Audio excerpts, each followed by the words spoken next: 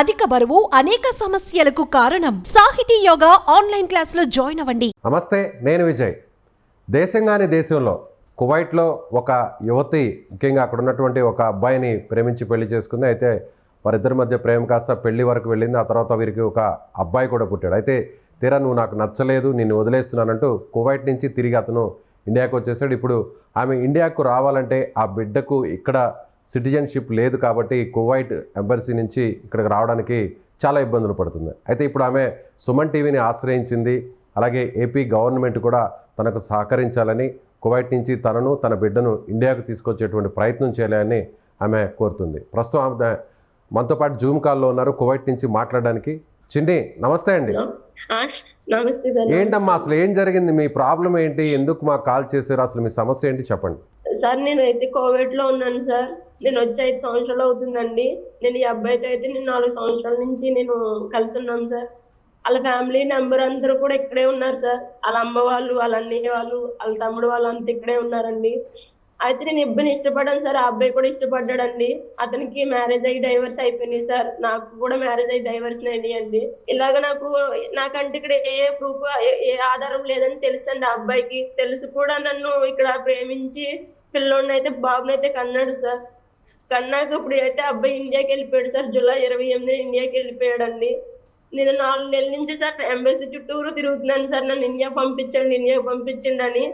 అయితే వాళ్ళు DNA report చేయించుకోమని చెప్పారు సార్. నేను అయితే డిఎన్ఏ రిపోర్ట్ కూడా చేయించుకుని ఎంబసీ వాళ్ళకి ఇచ్చానండి. వాళ్ళు ఇప్పుడు ఏమంటున్నారంటే మేము ఇండియాకి అప్రూవల్ పెట్టాము, అది వస్తాయి కానీ మేము ఏమి చేయలేమని చెప్పేసి అంటున్నారు సార్. అంటే వాళ్ళు అడ్డంకి ఏం చెప్తున్నారమ్మా? ఎందుకు పంపించట్లేదు బాబుని? బాబు వయసు ఎంత ఇప్పుడు? బాబుకి 1.5 సంవత్సరం సార్. ఓకే, సో ఇండియాకి వాళ్ళు ఏం చెప్తున్నారు, ఆ రీజన్ చెప్పండి.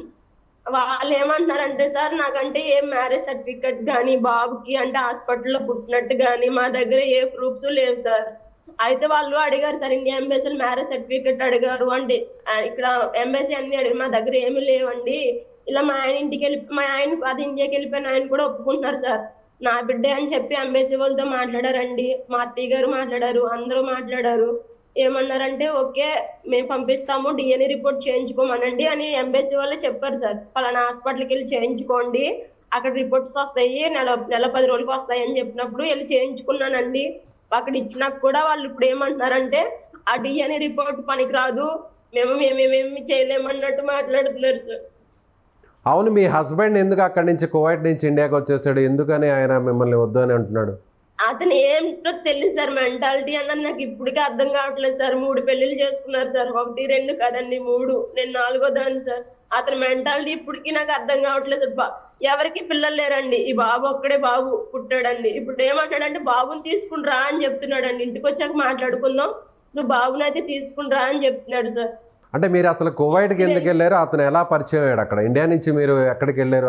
కువైట్లో ఏ ప్లేస్కి వెళ్ళారు? నేను కోవిడ్ ఇంట్లోకి వర్క్ గాని వచ్చాను సార్. నేను కోవిడ్ ఇంట్లో అంటే పారిపోయి బయట పని చేసుకునేదానండి. పని చేసుకుంటా ఉండగా అబ్బాయి నాకు పరిచయం అయ్యాడు సార్. 2021లో పరిచయం అయ్యాడండి. పరిచయం అయినప్పటి నుంచి నేను అతను ఏం చెప్తే అదే చేశాను సార్. అక్కడ ఎవరితో మాట్లాడొద్దన్నా, నువ్వేం చేయొద్దన్నా నేను అలాగే ఉండేదానండి. ఇంట్లో అబ్బాయికి నచ్చినట్టే ఉండేదానండి. చిన్న గొడవలు అయినాయి సార్. నేను చాలా పెద్ద గొడవలు అయినాయండి. అప్పుడు కూడా నన్ను ఏ రోజు వదిలిపెట్టి వెళ్ళలేదు సార్. అంటే మీరు కాదమ్మా, మీకు పెళ్ళై 4 సంవత్సరాలు అవుతుందా మీకు? అవును సార్. ఓకే, మీరు అక్కడ వర్క్ చేయడానికి వెళ్ళారు, ఇళ్లలో పని చేయడం కోసం ఇండియా నుంచి వెళ్ళారు. అవును సార్. ఎన్ని సంవత్సరాల కిందట వెళ్ళారు మీరు ఇండియా నుంచి? 2019 సార్. ఓకే, 2019లో మీరు ఇక్కడ నుంచి వెళ్ళారు. ఇండియాలో ఎక్కడ మీది? మీ స్వస్థలం ఎక్కడ? పశ్చిమ గోదావరి జిల్లా సార్, ఇరగవరం మండలం అండి. కేఎలింద్రపురం సార్. గ్రామం? కేఎలింద్రపురం సార్. కేఎలింద్రపురం అండి. ఓకే, పశ్చిమ గోదావరి జిల్లాలో మీరు ఉంటున్నారు. సో 2019లో 5 ఏళ్ల కింద అక్కడికి వెళ్ళారు. అక్కడ ఈ అబ్బాయి, మీ హస్బెండ్ పేరు ఏం పేరు? పిట్ట అర్జున్ అండి. పిట్ట అర్జున్ సార్. పిట్ట అర్జున్. అతను ఎక్కడ? ఇండియాలో ఏపీలో ఎక్కడ? సార్ భీమవరం అండి, పిట్టవరపేట అండి. మీకు దగ్గరేనా? మీ గ్రామానికి దగ్గరేనా? దగ్గరే సార్. దగ్గరేనండి. సో మీ ఇక్కడ ఏపీలో ఇండియాలో ఉన్నప్పుడు పరిచయం కాదు, అక్కడ కువైట్కి వెళ్ళినప్పుడే పరిచయం అయ్యాడు అతను? అవును సార్. అవునండి. ఓకే, పరిచయం అయ్యి తర్వాత ప్రేమించి పెళ్లి చేసుకుంటా అన్నాడు, పెళ్లి చేసుకున్నాడు. అవును సార్. అవునండి. సో మీకు కూడా ఇంతకుముందు మ్యారేజ్ అయింది ఇండియాలో? అవును సార్. అవును సార్. ఇండియాలో అయింది సార్. అతనితో నాకు పెద్దల ద్వారా డైవర్స్ అయిపోయినాయండి ఇంటి దగ్గరే. సో ఇప్పుడు బాబు పుట్టాక ఏమంటున్నాడు అతను? బాబు పుట్టాక బాబుని కూడా బాగా చూసుకుంటాడు సార్, నన్ను కూడా బాగా చూసుకున్నాడండి. మరి ఏమైందో చాలా పెద్ద గొడవలు జరిగింది సార్, అప్పుడు కూడా వదిలిపెట్టి వెళ్ళలేదండి. మరి ఏమైందో తెలియదు సార్, సడన్ గా చెప్పబెట్టకుండా డ్యూటీకి వెళ్ళి డ్యూటీ నుంచి అయితే ఆయన వెళ్ళిపోయారు సార్. ఇట్లా ఇండియాకి వస్తున్నట్టు మీకు చెప్పలేదా? లేదు సార్, తెలియదండి. గొడవ జరిగిన తర్వాత నేరు చెప్పబెట్టకుండా వచ్చేసాడు. అవును సార్, టికెట్ తీసుకుని ఆయన వచ్చేసారు సార్. ఇక్కడ మా పరిస్థితి అతనికి తెలుసండి, మా దగ్గర ఏమీ లేదు, తింటాకు ఉండదు. నేను వెళ్తే ఈ అమ్మాయి కంటే ఏ ఆధారం లేదంటే అన్నీ తెలుసు సార్. తెలుసుండి కూడా అబ్బాయి వదిలేసి వచ్చేసాడండి. 4 నెలల నుంచి సార్ చాలా నరకం బాధ అనుభవిస్తున్నాం సార్ మేమైతే. 4 నెలల నుంచి అండి. వెళ్ళి 10 రోజులు బాగా మాట్లాడాడు సార్, మళ్ళీ అప్పటి నుంచి ఇప్పుడు దాకా ఎన్నిసార్లు ఫోన్ చేసినా అసలు ఎలా మాట్లాడతాడు అంటే అలా మాట్లాడతాడు సార్. సో మీరు కాల్ చేసినప్పుడు అతను ఫోన్ లిఫ్ట్ చేయట్లేదా? లిఫ్ట్ అంటే చేస్తాడు సార్, చేసి చాలా దారుణంగా అనేది మాట్లాడతాడు సార్. అసలు ఏంటి అన్నది వాళ్ళ మా మామగారు మా అత్తయ్య గారు అయితే అతను వాళ్ళు అంటారండి, ఏం బాధపడకు ఇంటికి వెళ్ళాక మాట్లాడుకుంది కానీ అబ్బాయి గురించి నువ్వు ఆలోచించకని చెప్తారండి. 2 రోజుల క్రితం కూడా సార్, నిన్న నైట్ అండి, మొన్న నైట్ సార్, నేను బాబును కూడా నేను ఏమైనా చేసుకుని చచ్చిపోతాను, నాకు ఈ ప్రెజర్ తట్టుకోలేకపోతున్నాను, నా వల్ల కావట్లేదు, మీ బాబుని మీరు తీసుకెళ్ళండి అని చెప్పి బాబుని కూడా వాళ్ళకి ఇచ్చాను సార్ నేను. ఇప్పుడు బాబు ఎక్కడున్నాడు? ఎవరి దగ్గర ఉన్నారు బాబు? వాళ్ళ రిలేషన్ దగ్గర ఉన్నారు సార్, వాళ్ళ ఫ్యామిలీ మీ బంధువుల దగ్గర అక్కడే కువైట్ లోనే ఉన్నాడు? అవును సార్, అవును సార్, వాళ్ళకి సంబంధించిన వాళ్ళు సార్. నాకు సంబంధించిన వాళ్ళు అంటే ఇక్కడ ఎవరు లేరండి. ఇప్పుడు అక్కడ మీకు సహకరించడానికి ఎవరు లేరా? తెలుగు వాళ్ళు ఎవరు లేరు అక్కడ మీకు హెల్ప్ అంటే చేయడానికి? ఇక్కడ నేను ఇలా సూసైడ్ చేసుకున్నాను సార్. నేను ఒకసారి సూసైడ్ చేసుకుంటే అప్పుడు టిక్ టాక్ వాళ్ళు ఇక్కడ అంటే సోషల్ మీడియా హెల్ప్ చేశారు సార్. 3 నెలల క్రితం అండి. అప్పటి నుంచి నేను ఇంకెవరిని ఆధారం ఇంకా ఎవరో కూడా మాట్లాడరు సార్. ఇక్కడ నేనున్న ప్రజెంట్ రూమ్ కూడా ఇప్పుడు ఖాళీ చేసేయమన్నారండి. మాకు ఉండక రూమ్ కానీ అసలు చాలా దారుణంగా ఉంది సార్. ఇప్పుడు ఖాళీ చేసాక అప్పుడు ఇంకెక్కడికి వెళ్ళాలనుకుంటున్నారు అయితే? ఎక్కడికి లేదు సార్, నా బాబుతో నన్ను ఇండియాకి రప్పించమని నేను అడుగుతున్నాను సార్. సో ఇప్పుడు ఆ ఆత్మహత్య ప్రయత్నం కూడా చేశారు అప్పుడు 3 నెలల కిందట. అవును సార్, అక్కడ లోకల్ గా ఉన్న వాళ్ళు కొంత వాటిని మీరు పక్కగా పంపించి కంట్రోల్ చేశారు, అంతేనా? అవును సార్, అవును సార్. ఇప్పుడు కూడా ప్రజెంట్ కూడా పొద్దున్న నుంచి వేరే అక్క దగ్గర ఉంటున్నాను సార్ నేను. ఎందుకంటే ఏ క్షణం ఏం చేసుకుంటానని చెప్పి కూడా వాళ్ళు భయపడుతున్నారండి. సో ఫైనల్ గా మీకు ఎలాంటి సహాయం కావాలి అని అంటారు ప్రభుత్వం నుంచి? నాకు చంద్రబాబు గారికి, పవన్ కళ్యాణ్ గారికి, నారా లోకేష్ గారికి చేతులు ఎక్కితే అడుగుతున్నాను సార్, నా బిడ్డలు నన్ను ఇంటికి రప్పించండి సార్. నాకు ఇంకేమో వద్దు సార్, నా బిడ్డతో ఇంటికి వస్తే సరిపోతుంది సార్. నేనేం బాధపడినప్పుడు ఆ బాబు కోసమే బాధపడుతున్నాను సార్. మాకు తింటే క్లాపే అక్కడ మా అమ్మగారి ఇంటికాడ నుంచి డబ్బులు పంపిస్తున్నారు సార్. పంపిస్తుంటే నేను రూమ్ రెంట్ కట్టుకుని నేను ఇంటికి చూసుకుని ఉంటున్నాను సార్. ఇప్పుడు మీరేం పని చేయట్లేదు అక్కడ? నాకంటే సార్ ఇక్కడ పని చేయడానికి చిన్న బాబు సార్. 4 నెలల నుంచి పనికి వెళ్దామన్నా 2 టైమ్స్ వెళ్ళానండి. 2 సార్లు పనికి వెళ్ళి వస్తుంటే పోలీసులు పట్టుకున్నారు సార్ నన్ను. పోలీసులు పట్టుకుని ఇలా బాబు ఉన్నాడు అని చెప్పేసి కూడా వాళ్ళు వదిలేశారండి. చిన్న బాబుతో నువ్వు వెళ్ళి చేయాలి, ఎక్కడ కూర్చుంటావు అని చెప్పేసి. సో బాబుని చూసుకోవాలి కాబట్టి పనికి కూడా వెళ్ళలేని పరిస్థితి.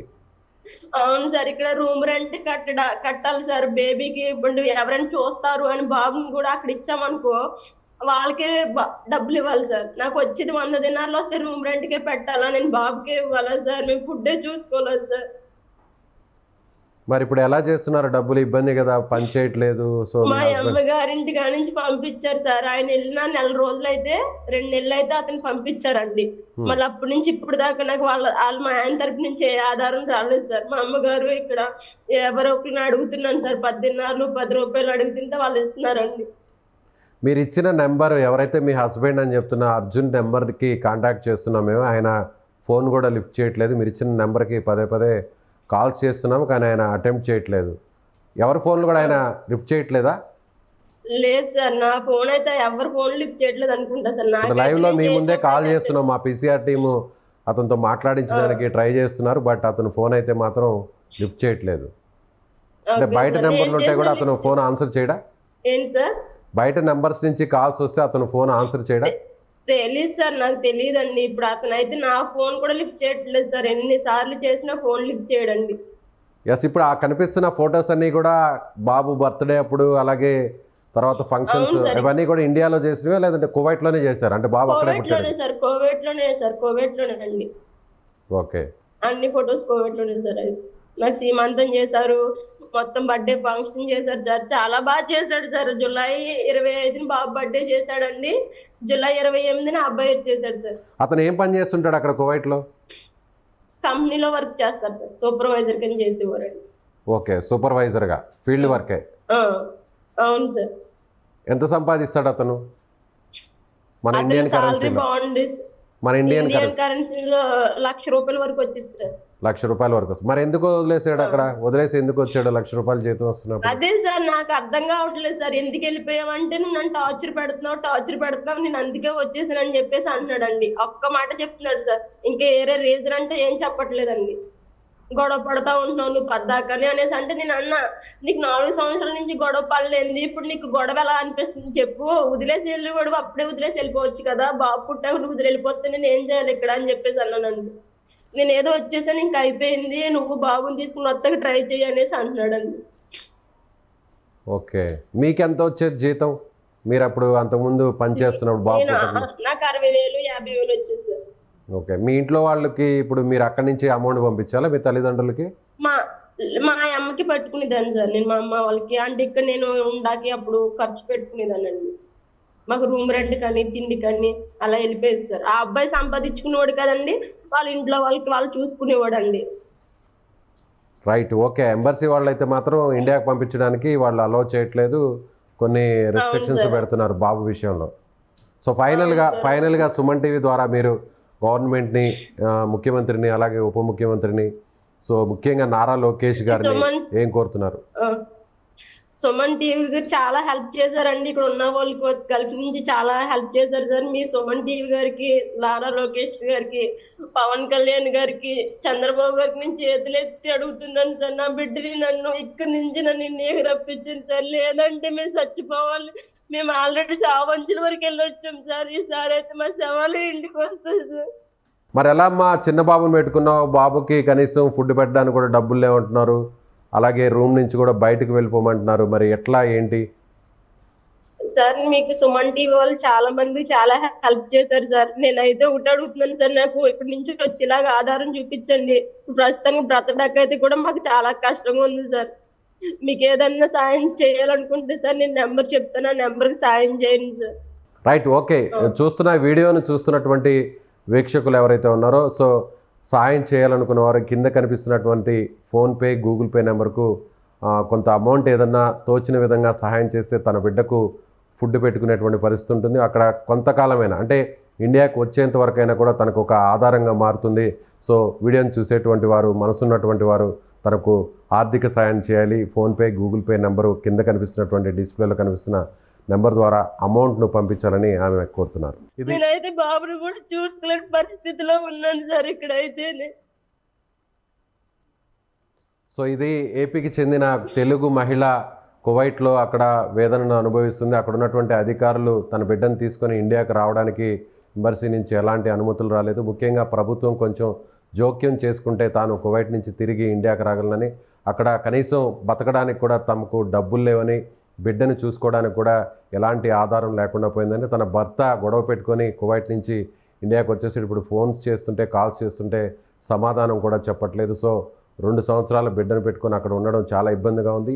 రూమ్లో ఉన్నవారు కూడా రూమ్ ఖాళీ చేసి బయటకు వెళ్ళిపోవాలని ఈరోజు లాస్ట్ అని చెప్తున్నారు. సో ఇక ఆత్మహత్య దిక్కు. ఇప్పటికే తాను ఆత్మహత్య ప్రయత్నం కూడా చేశాను, అక్కడ స్థానికులు కొంత రక్షించారు.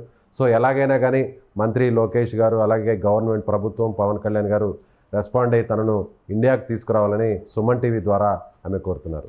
Thank you so much. Suman టీవీలో మీ పర్సనల్ అండ్ బిజినెస్ ప్రమోషన్స్ కోసం కింది నెంబర్కి కాంటాక్ట్ చేయండి.